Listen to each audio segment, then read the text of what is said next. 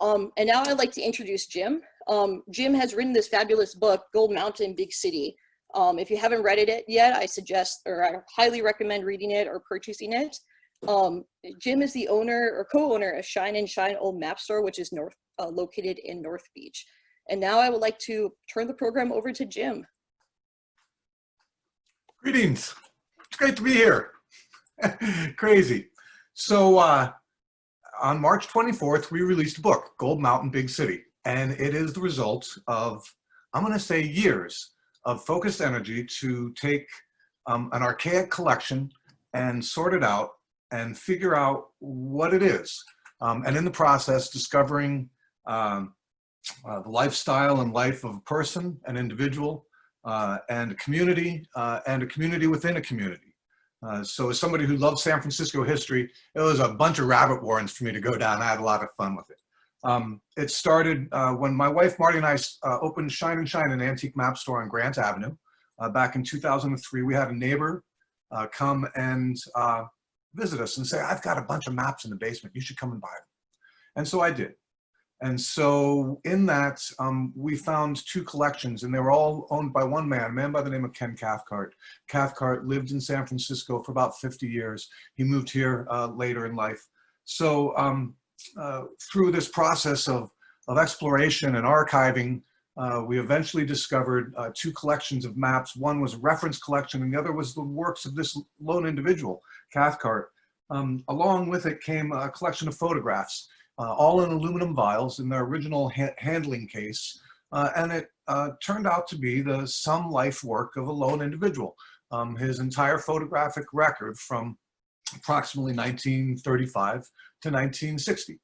And within it was everything that one would imagine in one's life. I mean, everything from family events to travels back east to all over. And for us, it came about from a neighbor who just happened to have the collector bug and a love of history. And upon late in her life, she wanted to divest and emptied her house out. We met at Speedy's Market up at the top of Telegraph Hill, owned by Art and Marshall Dong. At that time, it was the community center for the top of Telegraph Hill back in the 90s and earlier. So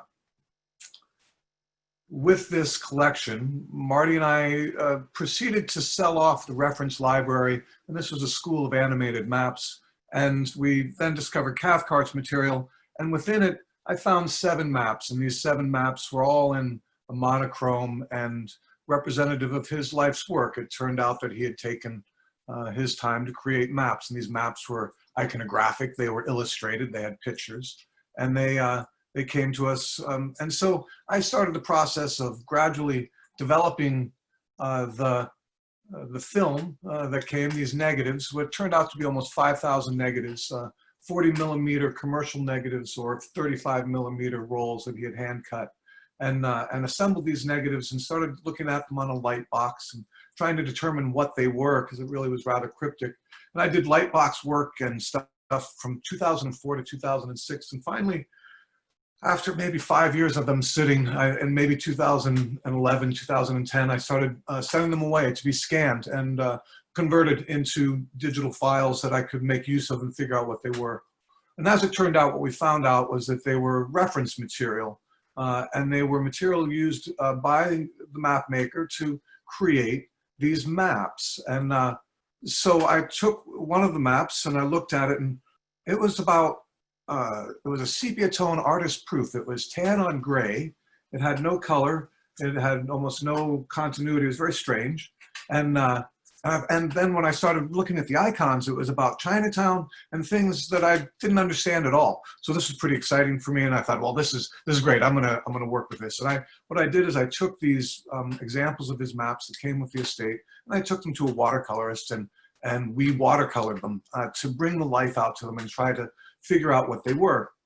And in this process, I created a digital scan of it, and we photoshopped it, and I created the map itself. From his artist proof, sepia tone artist proof.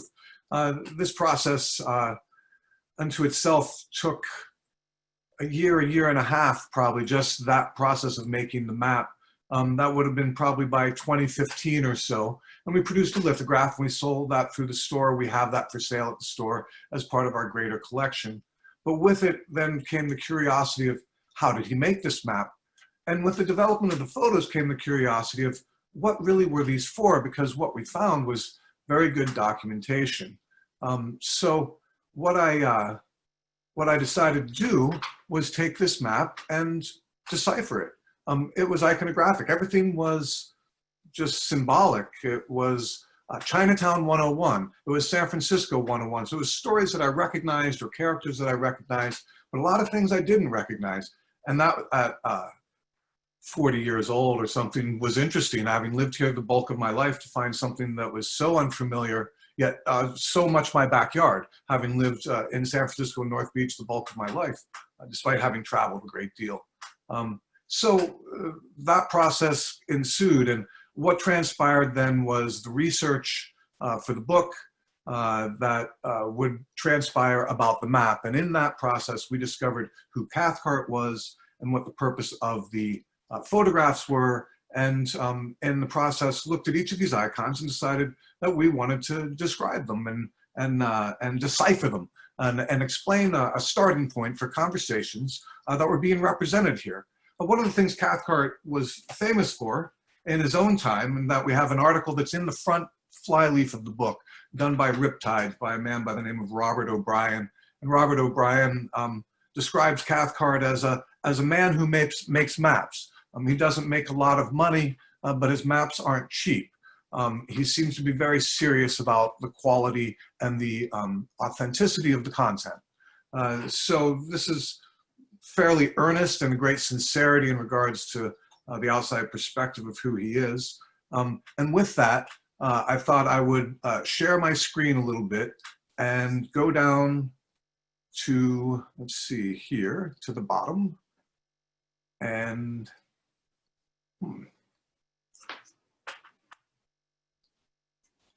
should be popping up something that tells me to share screen. There it is.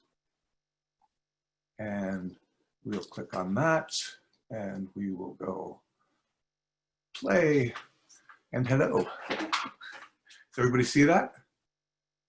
I'm going to get an affirmation. Thank you.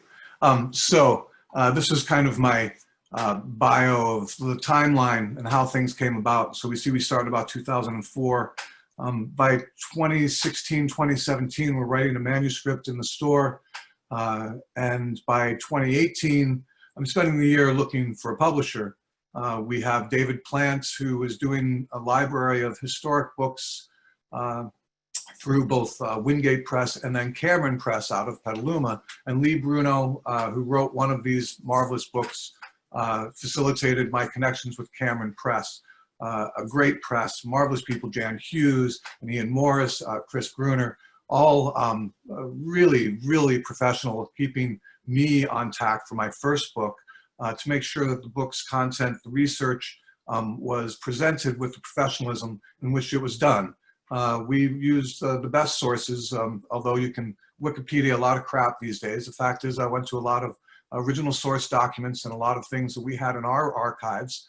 Being a collector of San Francisco history, we had quite a bit of material to pull from. And so that was a great privilege, and they assembled it with my cooperation to a phenomenal book that you get today. So here it is, Gold Mountain, Big City. We'll start with chapter 2, having just had this conversation that essentially is the introduction and the preface. I want to mention also Gordon Chin, my friend who wrote the preface. Gordon was the first person I knew in the neighborhood who saw the quality of the imagery and the value of what we had. The map itself is as a fold out in the back of the book.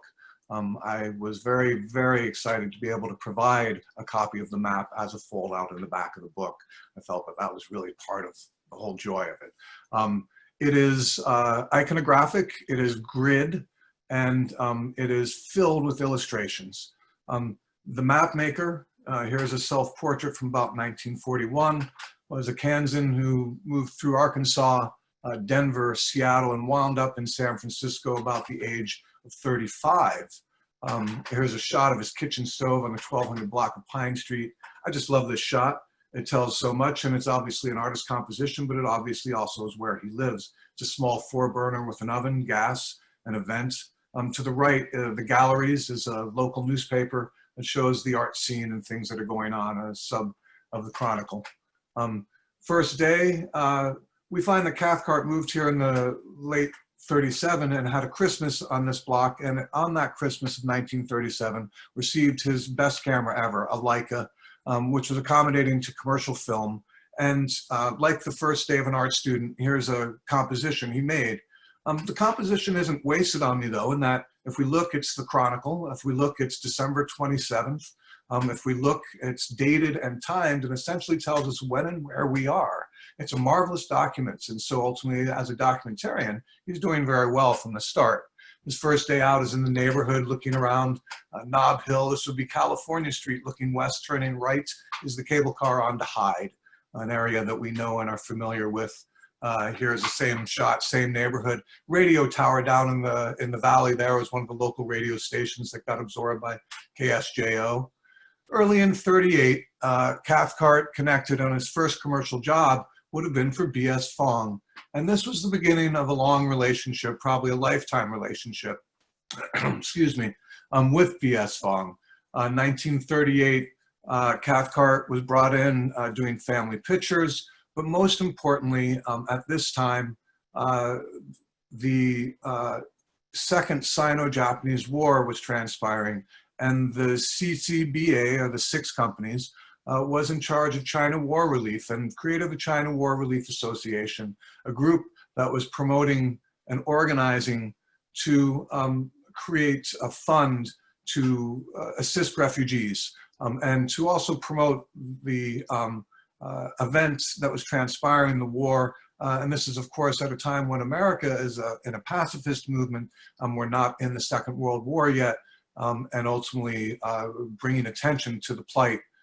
This is a marvelous photo of the CCBA and their membership voting on the war relief events with Cathcart taking the photo. I like the piece. BS Fong's in the back in the middle, and above him is a photo of Chiang Kai-shek and Sun Yat-sen as the political leaders of the Free Republic, Democratic Republic of China, who is a new 25-year-old country at this time. And these are strong proponents of that Democratic Republic as well as Sino-American relationship. Cathcart is used to photograph and promote the events and the transpirings of the war relief. And in doing so, he's given a great introduction, a hosted introduction. BS Fong is the president of the LFK, the Louis Fong Kwong Family Association. He's also the representative for United Airlines as well as for Delta Airlines in Chinatown, among a number of others, as well as a president of the CCBA at this time. No better introduction or host could probably be found for a Westerner coming into Chinatown. The events that transpired were predominantly in 38 and 39, some in 40, and that documentation initiates him coming into Chinatown and documenting life on the streets. And with it, there's probably some precedent for Cathcart. He's looking for the backgrounds in all of these shots because they tell the story of why he's been hired for the most part, but it is the foreground of these shots that are the documentarian in him and ultimately the great record as well. We see all kinds of community and life on the street, particularly the young Schein kids who are generating money and working. And of course, the transient who is doing tourist activities and visitors. It's another great Cathcart photo where we look at the background.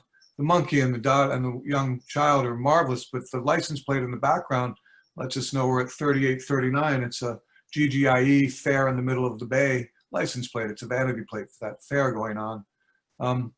But aside from life on the street, Cathcart is also introduced to newspapermen like Chinhua Lee, who has the China Digest on Cameron Place, or Stidger and Stidger, who are the lawyers who ultimately were support for Sun Yat-sen when he was here writing the Chinese Democratic Constitution, and also represented Chinese immigration at a time when, remembering all of this is at a time under the Chinese Exclusion Act, and ultimately at a time of segregation in this country.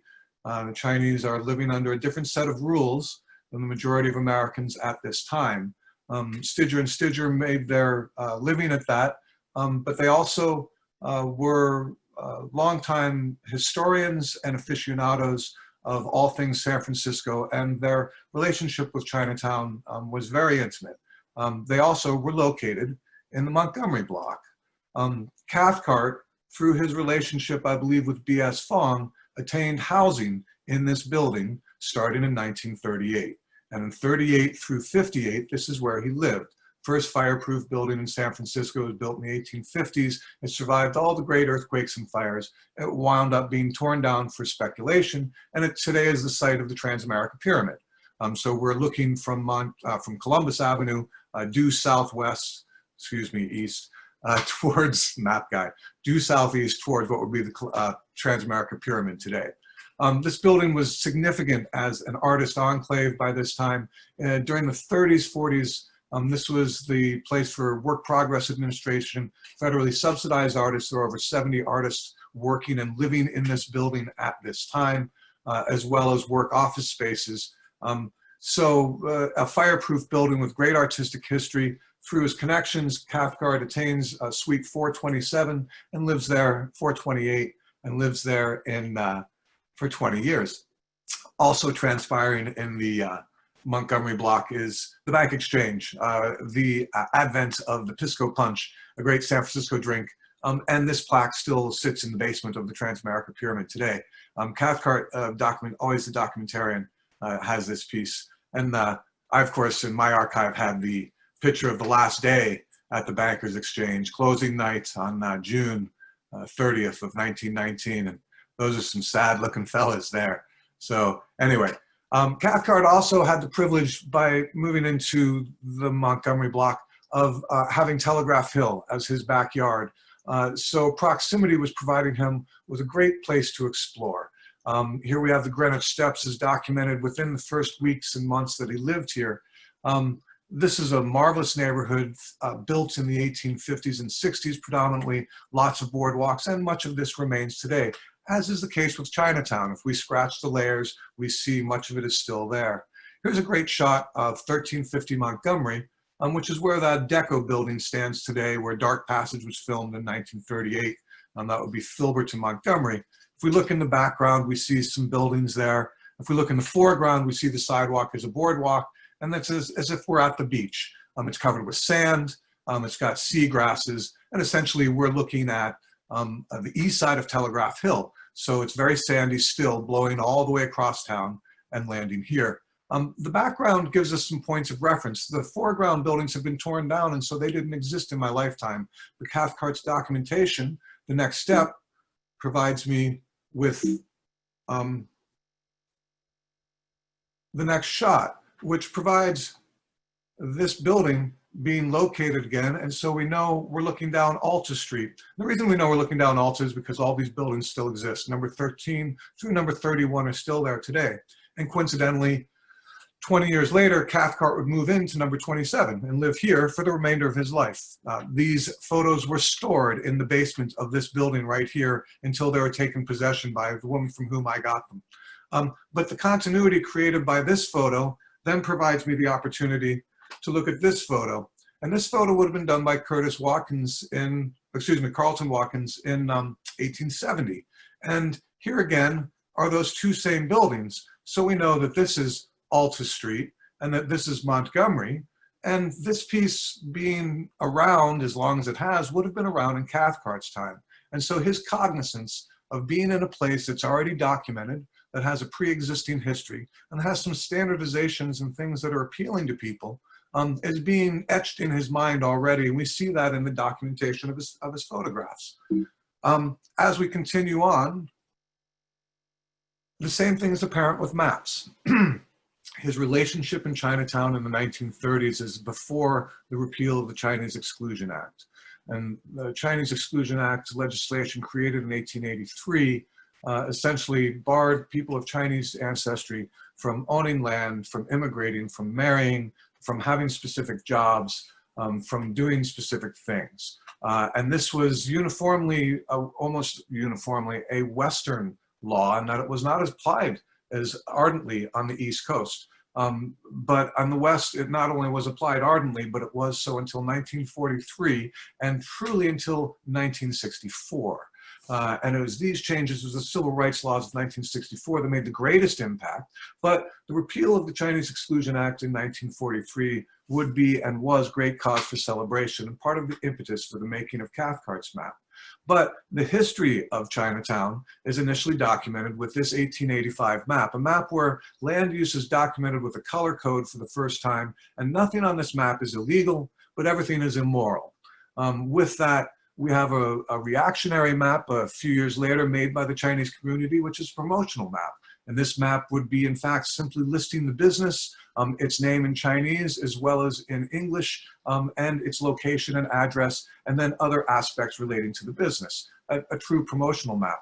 And the same thing for J.P. Wong happening in 1929. This piece still exists in a monochrome. I have a colored edition. It's a marvelous map in that it's a celebratory map showing the changes in land uses and the growth of Chinatown, which previously was excluded and limited to its original map space. Also the community in the East Bay, as well as the community out on Angel Island.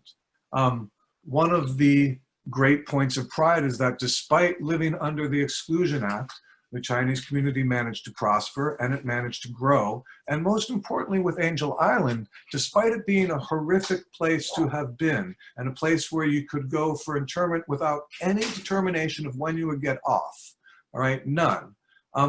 It was representation. It was the first crack in the wall in regards to providing representation to a previously excluded race entirely, or immigrant group, frankly. So, these maps are pretty important, and Cathcart in his own time would have seen this map in everyday use. In 1939, Ethyl Chung was done for the Golden Gate International Exposition in the middle of the bay. So we see they have the exposition shown, and it shows how Grant Avenue is the center of Chinatown, and ultimately is a nice, celebratory, happy map. It's very vague and very happy and very illustrated. In fact, we're in an age of illustrated maps. This is the official map for the program for the GGIE. So, and it's Ruth Taylor, who is a woman who created illustrated maps and would have been a mentor stylistically for Cathcart in regards to the kind of maps that he made.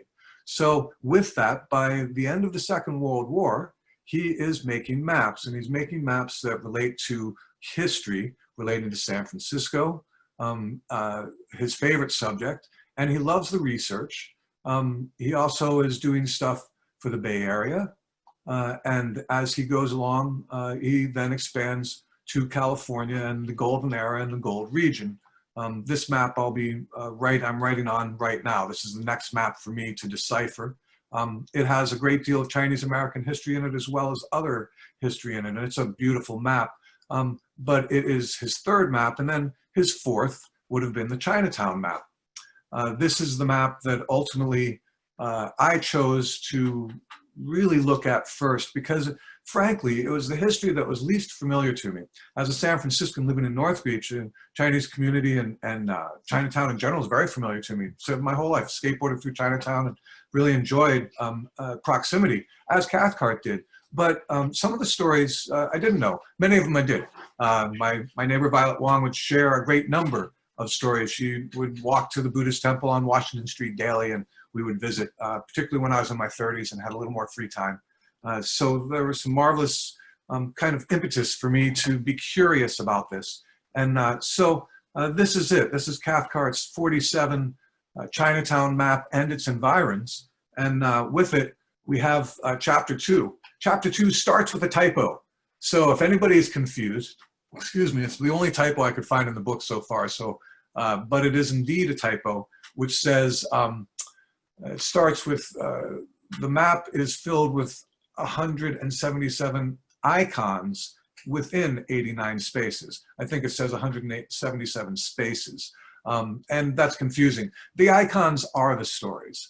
The icons, in fact, are what are shorthand for some fairly complex stories, many of which people have their doctoral thesis on that single story. So I found that really fairly interesting. And within my research, we discovered that Cathcart was a failed writer, and he used these maps initially as a writer to document the stories, and the illustrations were in fact his shorthand. So it's a natural process. Here we start with the outer grid. It's 26 spaces out of 177. And it essentially is an explanation of Chinese American life and immigration for the first 100 years, starting in the 1840s and coming up. And it's visually interesting, it's very telling. There are a lot of anomalies within it that explain certain acceptances. There are things within it that aren't quite right to the educated person looking at some of the costumes or looking at some of the language or the phonetic assembly of characters in Chinese. It isn't the way you would actually write it. So anyway, there are things that immediately are kind of worth looking at for us as we go through them, but also, oh dear, there we go, scared myself. But also, they go into the history of the people who live in Chinatown at this time.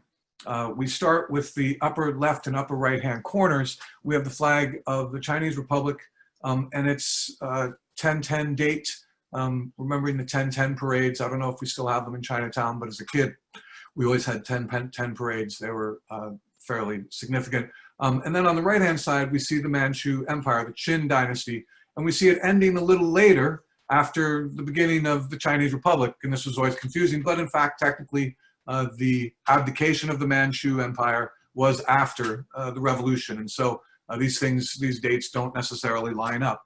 I found that interesting and something that was completely unfamiliar, frankly, as a San Franciscan. Hey, Jim. Yeah. We're going to start Q&A in about 10 minutes, just so you know. All right, so I gotta just basically buzz through here and go through a couple more things. Thank you. Yeah, and if anyone does have a question, please submit it to CHSA Q&A. If no one asks a question, we're going to let Jim keep talking. So if you do have a question, submit that there so we know that people are ready to start asking questions.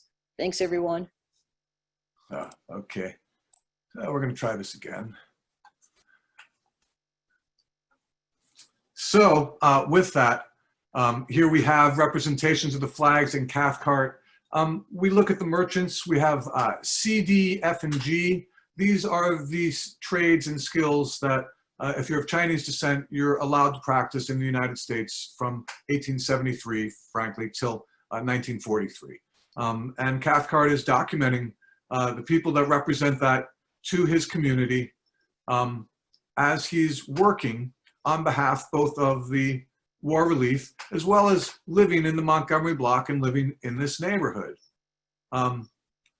Farmers in the Delta, not as much stuff there, but definitely very interesting nonetheless. Teachers, private music, and education. So labor and education were allowed. In Cathcart's outer border on this map, we find that everything relates to photographs that he's taken. And so everything is referenced. In the background of this photograph, it totally tells us when it happens. We have this date of February 21st. We have Marian Anderson. A little research tells us that Marian Anderson, African-American, performed in this date in 1939 to a sold-out house at the Symphony with Pierre Montreux about 3 months before she performed on the Lincoln Steps after being barred from performing indoors by the Daughters of the Revolution because of segregated America laws. So just interesting background. Also, then we go into the outer border and we look at the gold country, and his previous map has good discussion of the gold country, and his knowledge of Chinese involvement there is good. His history is well known. I like this, his icon of the telephone, but ultimately here's a postcard from 1898 or so that gives a similar view. Inside, of course, this was the work after this great earthquake and fire. The women working there were probably the best spatial memory people you will ever meet. They knew where everybody lived, they knew who they were, they knew their relationship with everybody else within the community, and they knew how to find them through an electronic exchange. L looks at the children of Chinatown, as Cathcart photographed the merchants and their families, the community at large, Chinatown's playground, and the people working. Laundry was, of course, a huge part in the culture of the Chinese. I thought it was very interesting, though, in this, the Chinese Ladies Garment Workers Union. So at a time where we still have exclusion, we have unionization in San Francisco and in the laundry business. It's the ILGW. And I find that really telling and very important. And of course, he did as well. This is 935 Stockton Street. Views of Grant Avenue, the four families, were taken from real life, and they emulate books that were his predecessors and standards. This is kind of telling. Here we have the corner of Commercial, 730 Grant at Commercial, and what we have is a 1937 photo that really emulates a 1935 Sydham etching from the book about Chinatown done by Charles Dobie. We see, in fact, that Dobie's a good illustrator and factually has quite effectively and accurately depicted the writing on the building to convey the message of the name of the building and the wares that it sells. Cathcart takes some liberties in his, and although it has some legibility, some of it is gibberish, and it certainly is omitting a great deal of the content, but we see that he is indeed working with some previous archetypes that are deemed as both celebratory and promotional of the Chinese American community, historically prior to the Great Earthquake and Fire, and then since in the time from then to his time. So with that, he pays homage to the people who have hired him to create the map, including them repeatedly, and the cause by which this was ultimately funded, if not directly, indirectly. And we get to chapter 3, which is really the life of the neighborhood. And it's the Chinatown and Barbary Coast stories, old and new. And it's like 151 icons. It's crazy. It's just filled with too much stuff. And this is, when I saw this much stuff, I'm like, what is this? Like, what is all this stuff? And I'm not gonna have time to go through it all. Here's our title, right? And we look at that, and here's where I took the namesake for the book. And he's made it a little bit faux oriental in the language of the time. The ears on the top of gold aren't really supposed to be there, and there's some liberties which he's taken to make it be more appealing to the Western eye. In each of the corners of the map, we have the gaming in Chinatown, which is fascinating and marvelous, and certainly a worthy study. Mahjong being such a regional game with the pieces having names that are really devoted to regional names, and if you don't come from that region, you don't play the same game with those people because they don't speak the same Chinese that you do. Same with Fantan and chess, of course, being invented in China. So he's celebrating those things which are going on.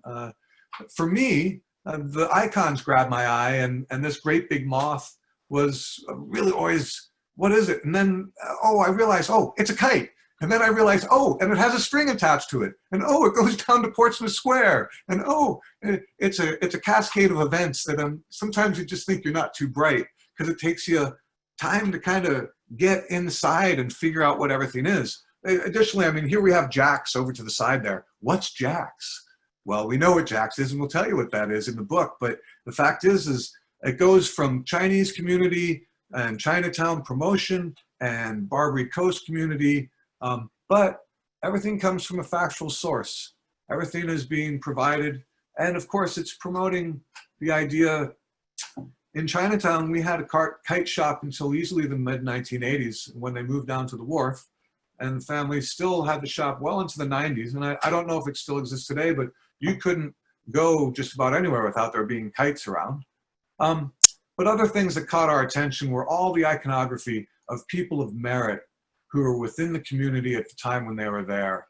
and the tributes to Dr. Sun Yat-sen and Benny Bufano, or Don Kingman, who is a great artist and self-promoter, Hong Konger, who worked out of LA as well as San Francisco and New York and had a space in the Montgomery block. And then, of course, things of merit like the community of Cameron House and its origins and Donald Dean Cameron's rescue mission.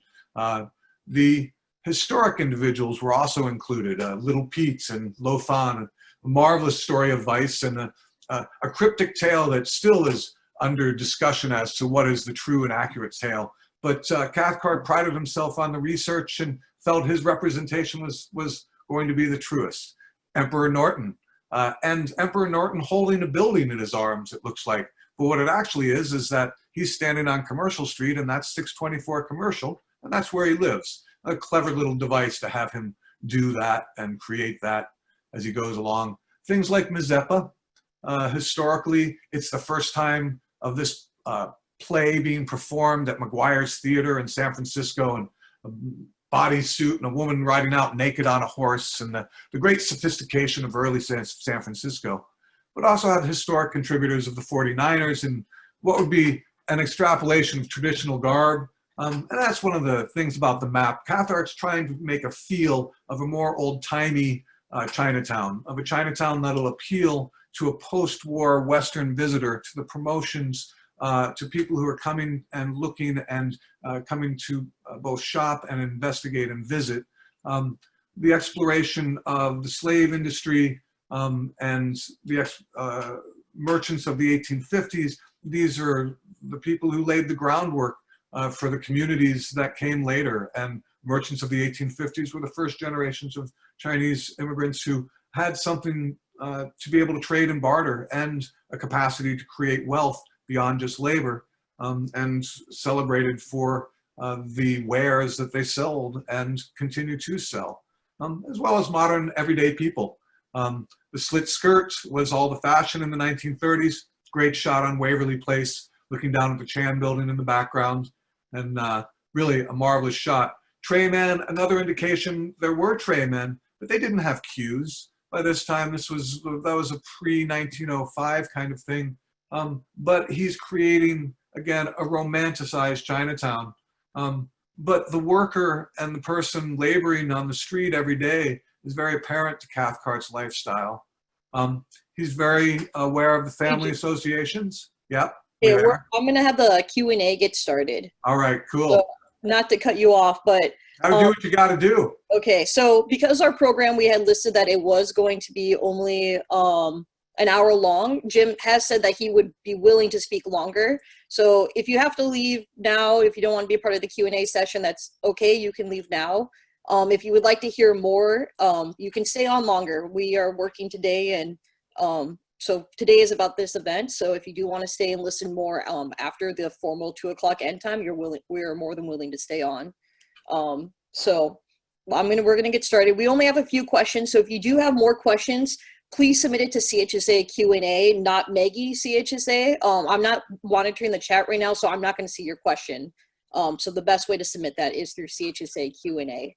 The first question that we have, so we do have people who have asked more like research questions, and we're not going to ask those today because they're very specific, but we will send those on to Jim so he can kind of get contact with you, because Jim has said in his book that if you have more research questions, he's willing to talk about that. So May had asked a research question, which we'll send on to you. But I did want to note that May said that this book is very informative, well written, and well organized. She said, I learned more about the Chinatown history reading this book than what was told to me by my parents. I'm very grateful for Jim for putting this all together, and to his neighbor, Laura, for her collection he purchased. So thank you, Jim. And I think that's, reading this book, I've learned a lot. So thank you for joining us today and for writing the book. And we're going to start now with the live Q&A session. Cool. Should I stop share? You can stop. Yeah, we can do stop share. All right. I mean, I'll just leave this a nice image of the map up, and I'm happy to leave it up. Yeah. So I think what our first person is Tom Paper. So if you could turn on your video. Hi, Tom. I see you down there. Turn your mic on too, Tom. All right, here we go. There we go. How's that? Very good. How's that? Hey, that was terrific. Thank you so much. So, hey, my question is, what's your favorite story about Cathcart that sheds light on who he was as a person? And do you think you would have been friends with Cathcart if you had lived at the same time?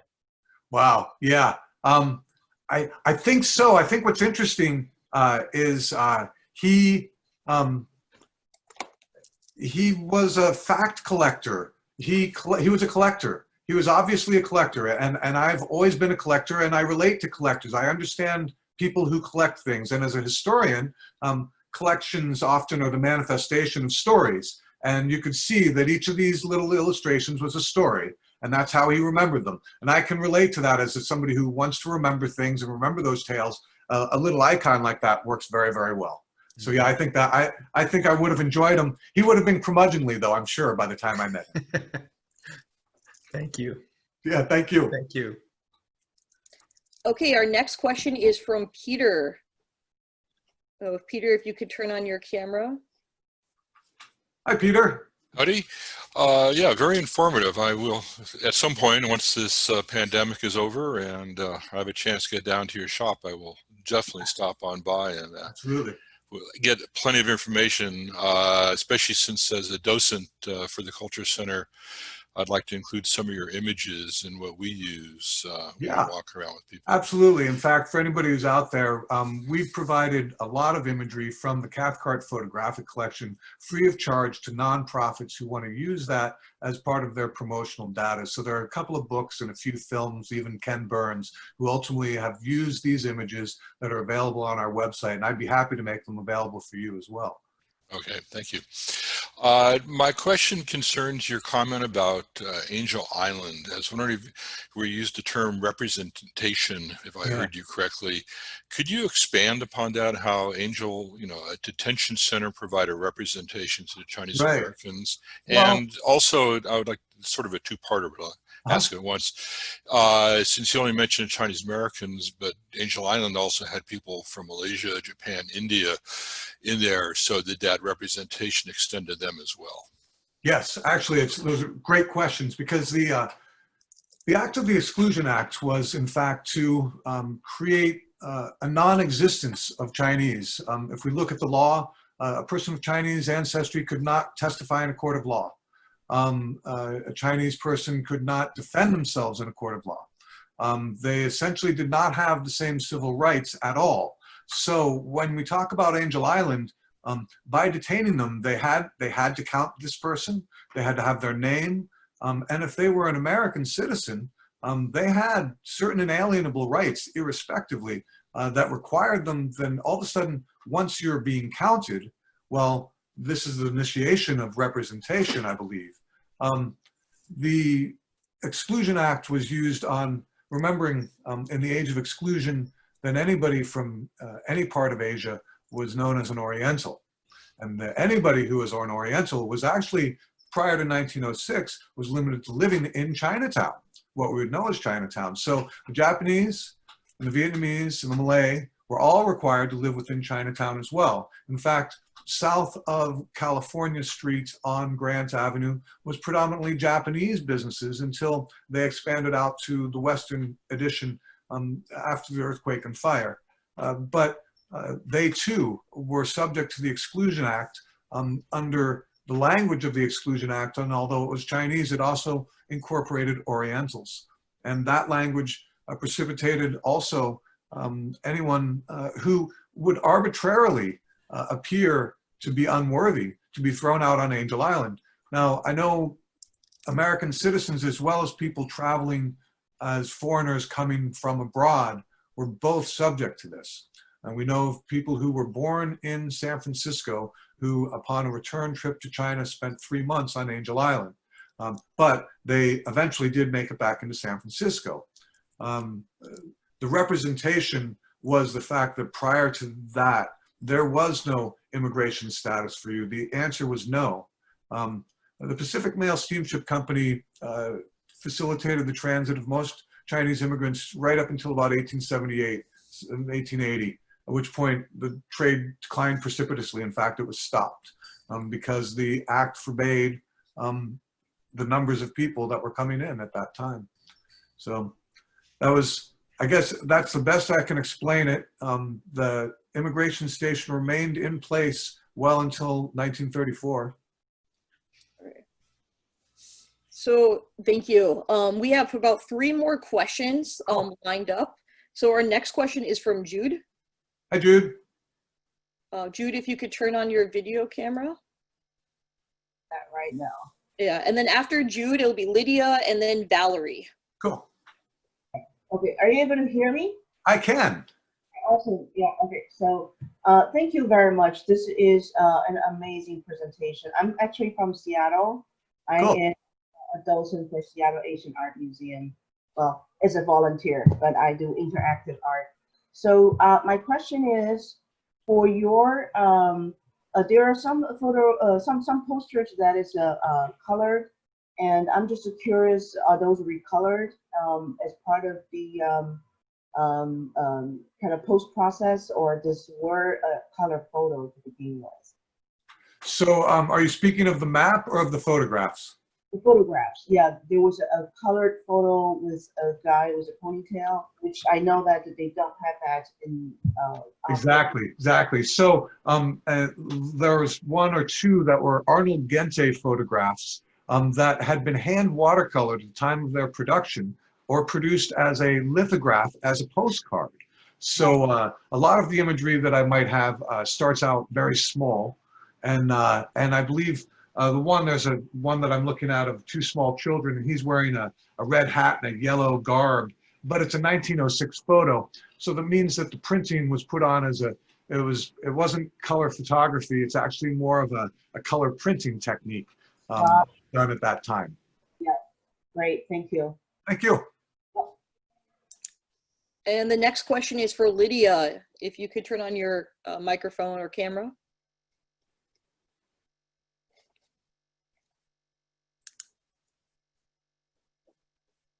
Hi, Lydia. Can you hear me? Thank you so much. Yes. My pleasure. Can you hear me? Yeah. Oh, it's wonderful presentation. I was just wondering if you had any references to the Cantonese opera, and if your if your store also has photographs of Cantonese opera in Chinatown. The majority, if not all of the collection, I have digitally online for people to be able to look at for free and review. There is a lot of both theater and opera in the collection.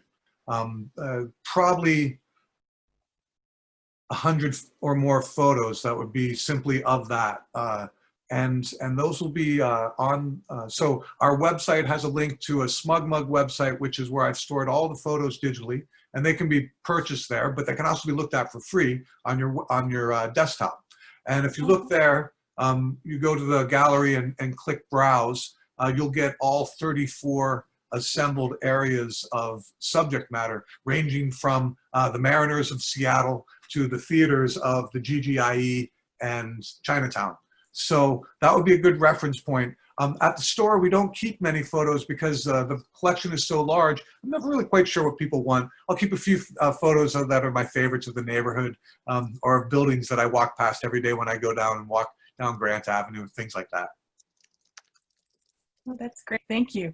My I'm one of pleasure. the producers of a documentary called Vanishing Chinatown, The World of the Maze Photo Studio. Excellent. And it was just shown on KGIE. Yeah. It was shown on KGIE in Sacramento, but they have it streaming now at their website. All right, cool. And, I want to check that out. The Chinese Historical Society is one of our community partners. So thank you. Oh, it's my great pleasure. I was really very happy and to have the opportunity. Thank you. Okay, thanks. Okay, our next question is from Valerie. And just so everyone knows, we're just about at 2 o'clock. So Valerie will probably be the last question before 2 o'clock.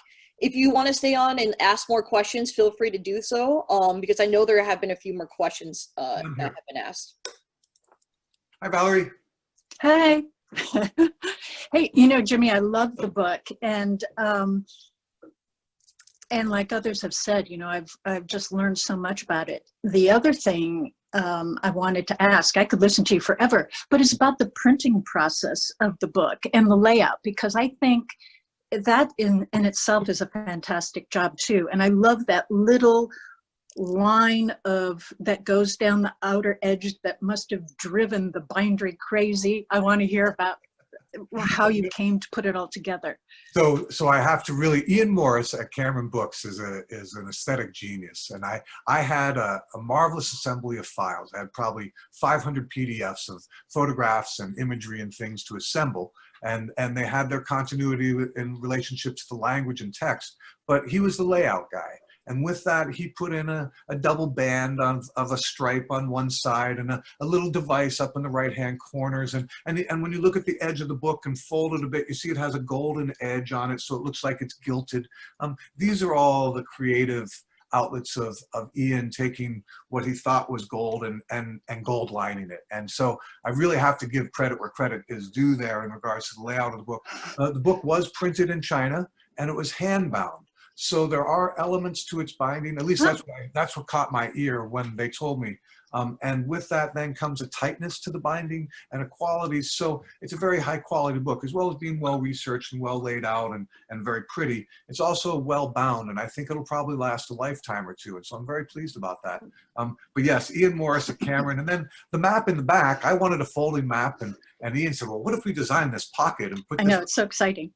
So it was really very fun. It was very exciting. I've been very, very happy to look at it, and I've yet to tire of it myself. Thank you, Val. Good. Well, thanks a lot, Jimmy. Thank you. We have another question from Harry. Hi, Harry. Hi. My son Josh and I want to thank you for your help with the production of our film, Chinatown. Excellent. It's great to see you. It's nice to have a face. It's good to see you.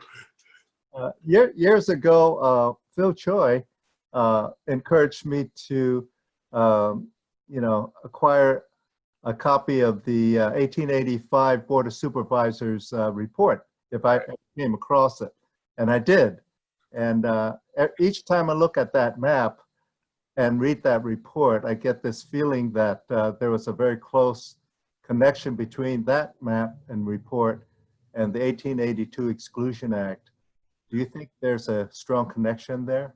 Yeah, I feel that, in fact, that map was San Francisco getting on board, playing catch up either in the PC of the time, the wrong direction, but yeah, because the Exclusion Act was underwritten in the state in about 1882. This is 1885, and as I mentioned, nothing on the map was illegal.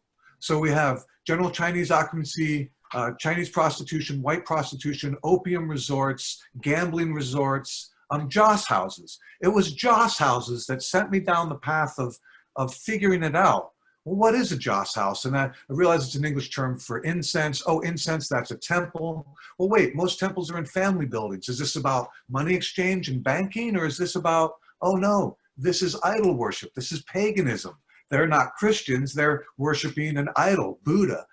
So this is all this outside morality stuff. I'm like, wow, this is, nothing's illegal, everything's immoral. And when we talk about moralities, these are justifications. So yeah, I felt that that map very much was the justification. And of course, our generation, we grew up with this map knowing about it. It was kind of rare and expensive. There was one in the bathroom of Bix, and there were a few others that you could find around, but they were unusual. And what they said was just shocking. And when you really study it, as you have, the actual text that goes with it is just shocking.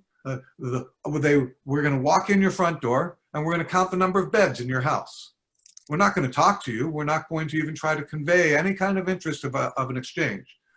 I was stunned by the attitude of the exchange at all. And so, no, I think you're spot on, because if it came first, I would have gone the other way, but it came second. And it came after almost, I'm going to say, 10 years of Kearneyism.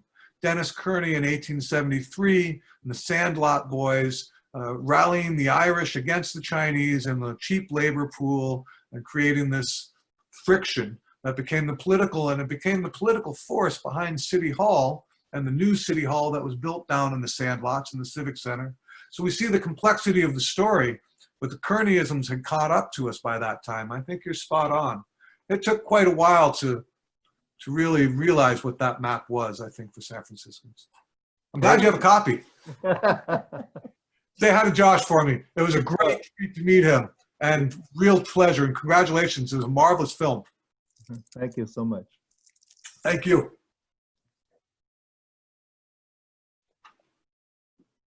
Okay, so there are no other questions lined up at the moment. So if anyone does have a question, please submit that to the CHSA Q&A. You should also maybe be able to see like a yes, no thing. I guess if people, so now could be the formal ending. If people do want to hear more from Jim, we can stay on, but if you want to leave, you can, I guess, exit the Zoom room now. For a follow-up, we have recorded this event, so if you did miss part of the event, or if you had to leave early, we will be sending that out as well. Our goal was also to try to have a summary of the event so we could send that out to you. And also in this follow-up email, we're going to include Jim's contact information in case I know some people had some more specific questions they wanted due to research. So we'll send you his contact information. Please do. Yeah, as well as his the question that you already asked, we'll send that on to him. So he'll have the question, then you'll also have his email so you can do a follow-up. And I know a few people have asked what his the website for his store, so we'll send that out as well. So we'll send out as many resources as possible.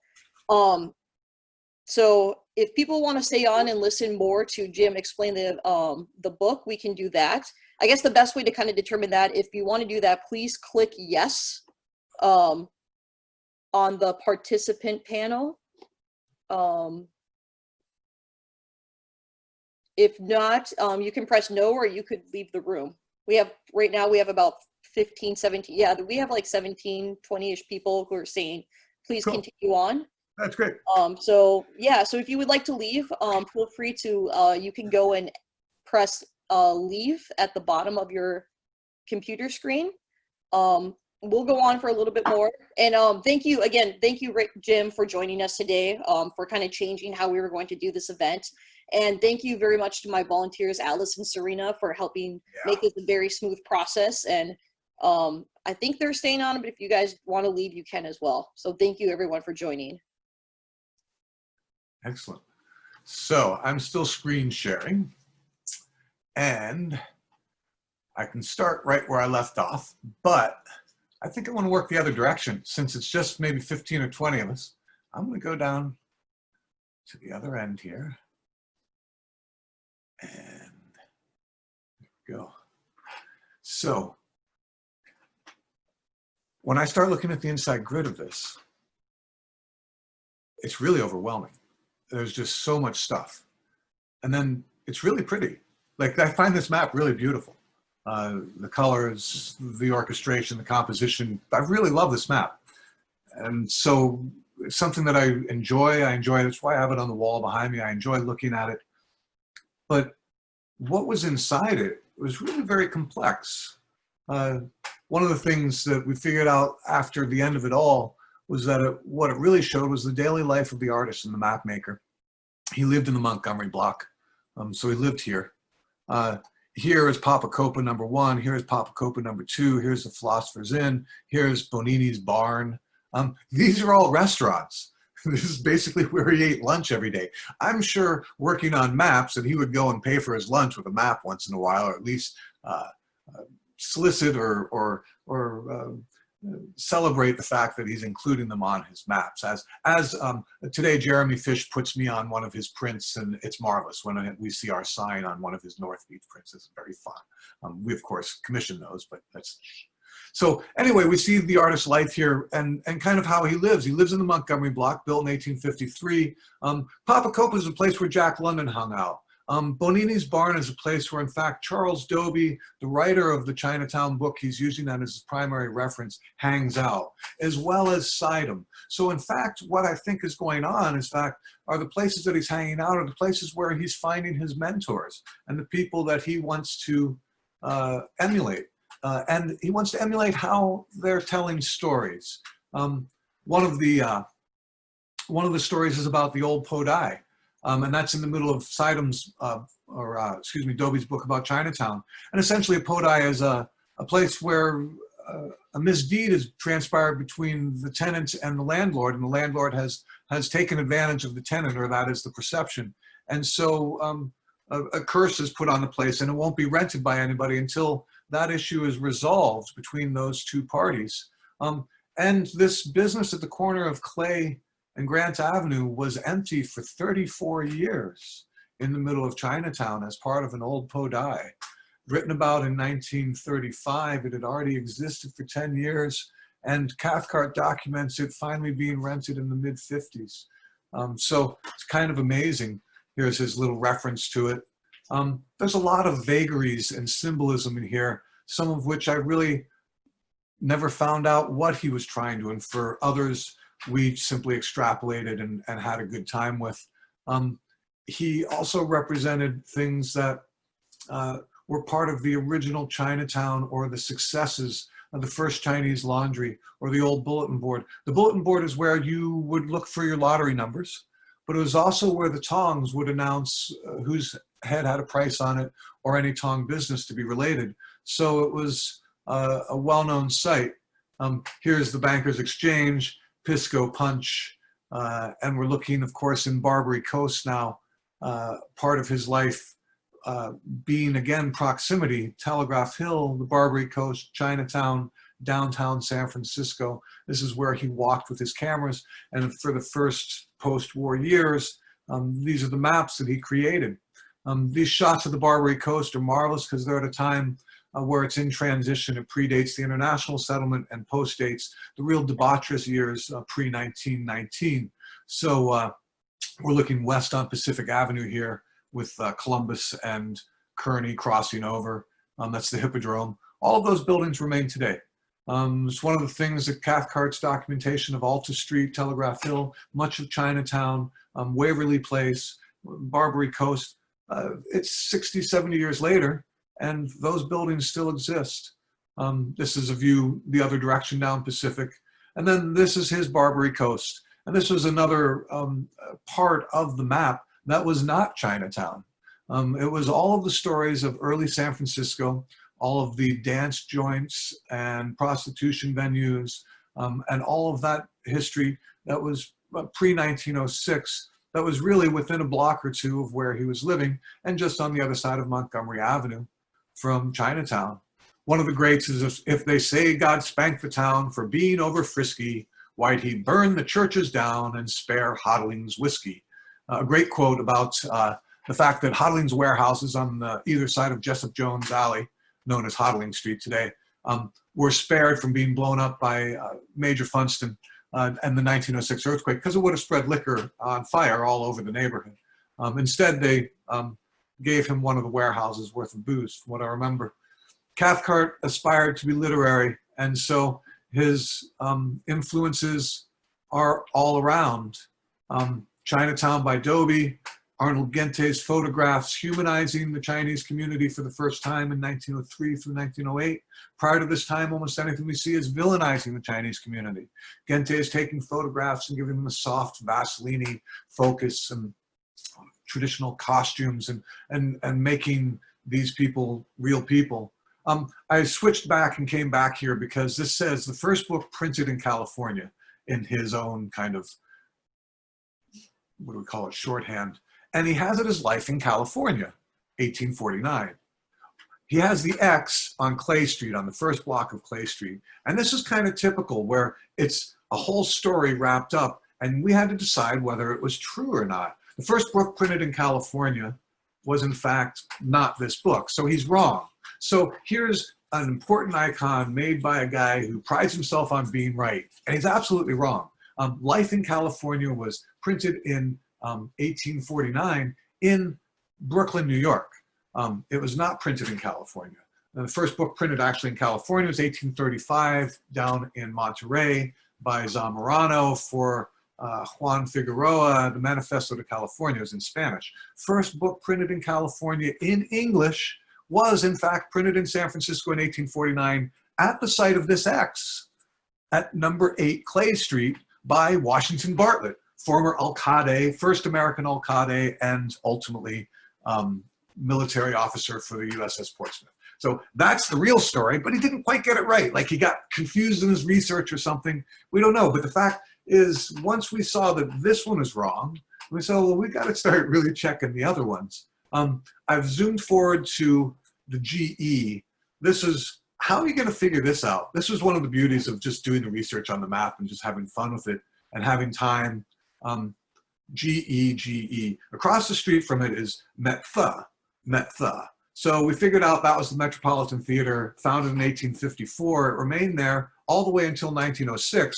But when they put Montgomery Avenue in, which is Columbus Avenue today, on the backside, they basically cut the building in half diagonally, with Columbus Avenue basically taking half the building away. And it sat there until the earthquake and fire of '06.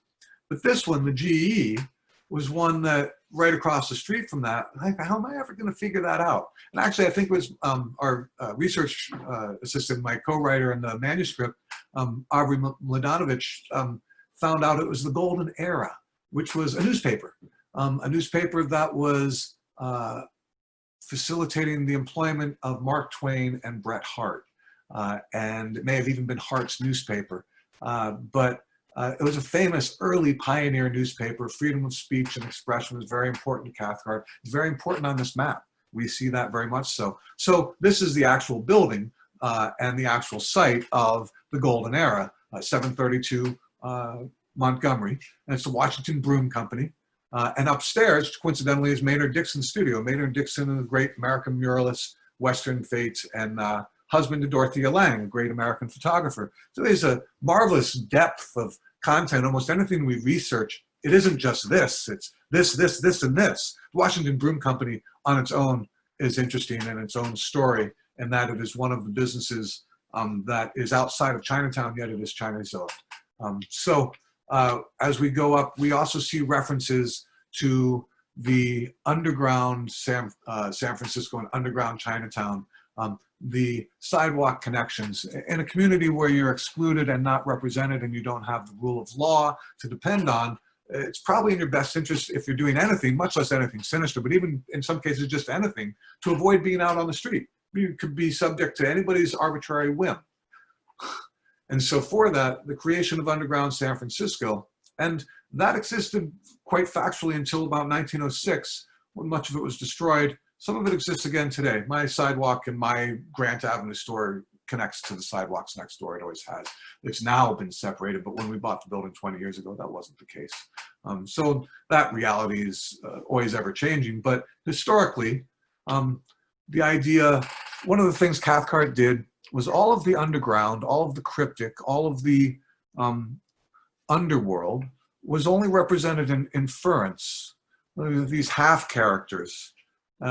This is the Mansion House. This is a famous brothel on Commercial Street, well known from the 1870s. Here's a business card for it. I put this in the book because it was so rare and so much fun to see an actual card from a brothel. I'd never seen such a thing.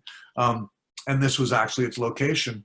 But the representation of the underworld is not in the foreground, but it's evident. And it's important that it is evident. The Tong Wars of the 1930s are less than 3 years finished when Cathcart moves to San Francisco. He is very aware of the previous frictions and things that have transpired in Chinatown. Here he's also very aware of the importance of freedom of the press. Dr. Poon Chu, if you don't know, was probably the single strongest proponent for a democratic Chinese republic, and the strongest proponent within the United States for the doctrine of Dr. Sun Yat-sen, and also a strong proponent for the repeal of the Chinese Exclusion Act and the improvement of Sino-American relations. So Dr. Poon Chu is incredibly relevant and incredibly important to the community at large, and still is. Where we are today is due to the efforts of Dr. Poon Chu, among many, many others. So his presence on this map is a certain formality and legitimacy to the value of freedom of information and freedom of the press. He's also getting that firsthand. We have a shot here of Qinghua Li and an associate inside the Chinese Digest office on Cameron Place. Represented on the map, we see the relevance and importance. The Young China, a new paper expressed in the window. We see the propaganda of the Sino-Japanese War, bombs for silk, et cetera, et cetera. So this is the dialogue of the time. I love this kid picking his teeth in front, walking. Just another day. Restaurant culture. So hang far low, and the inside, still there. I don't know what it looks like inside these days. Much of that has been removed, but many of the old places still have it. He's celebrating the theater. He's celebrating the churches. He's celebrating the Chinese hospital, recently torn down and replaced with an incredible facility. But this was paid for by Chinese Americans with their own money at a time when there was no public support, there was no doctrine to allow or require any assistance. It was entirely created by the community of Chinese Americans in Chinatown. A great point of pride, and many, many people that I know who are older than me were born in that hospital. I was very sad to see it go. I was glad to see the improvement in facilities always, but it has a marvelous history, and its origins are based in the lack of representation, the need to create community in all situations. Represented within the map, of course, are schools as well. It's Commodore Stockton. That's now an extended home facility or something that's got some adult education going on there, but and it's also called the Gordon Lau School, named after San Francisco's first Chinese American supervisor. The schools, so Cathcart is really showing the center of the community, and he's showing the good and the bad, he's showing the families, he's showing everyday life. And with that, I think he's showing a great deal of celebration and a great deal of life and vibrancy.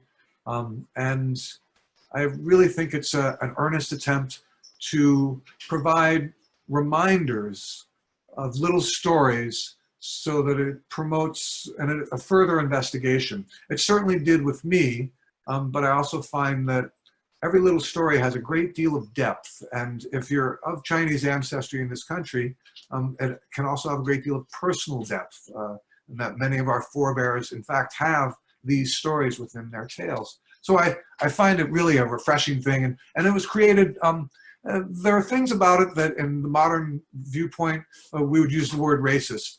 This is racist, or this is inappropriate.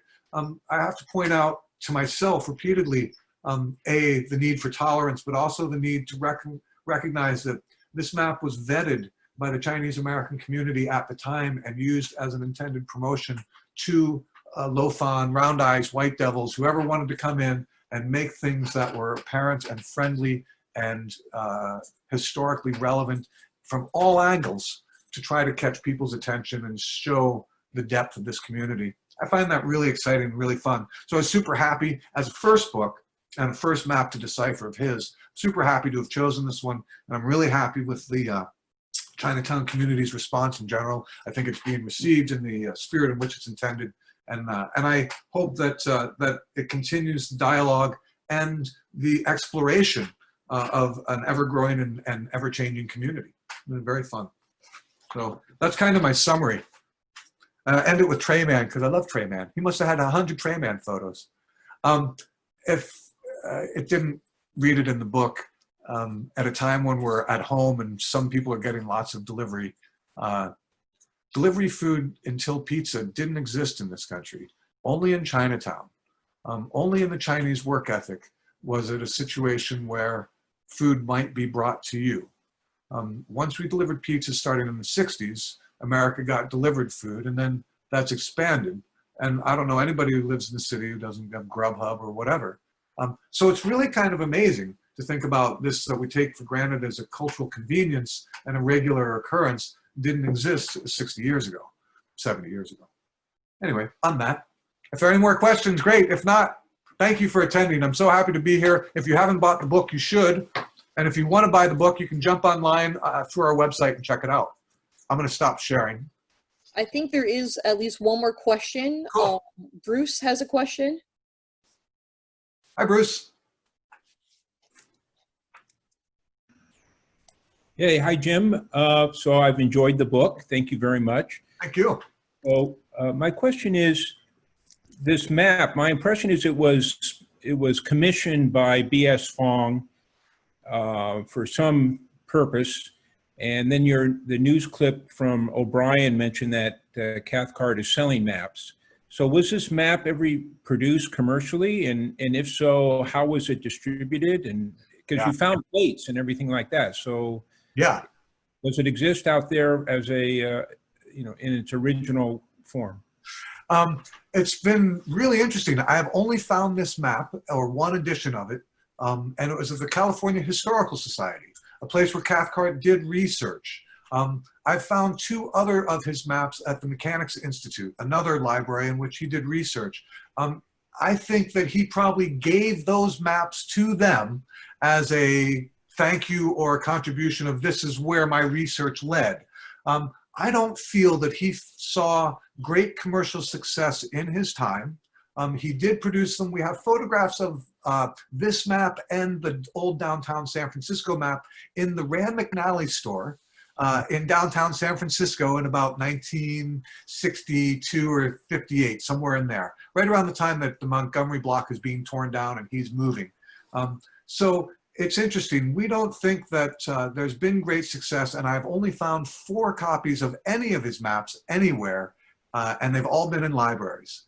And they're marvelous. The one that the copy of this map that just to add that they had at the California Historical Society had been hand watercolored and used crayon and colored pencil, and it seemed to be done in the hand of Cathcart. And that one actually, I think I put a photograph of it in the book, so you might be able to make it. Thank you, Bruce. Good question.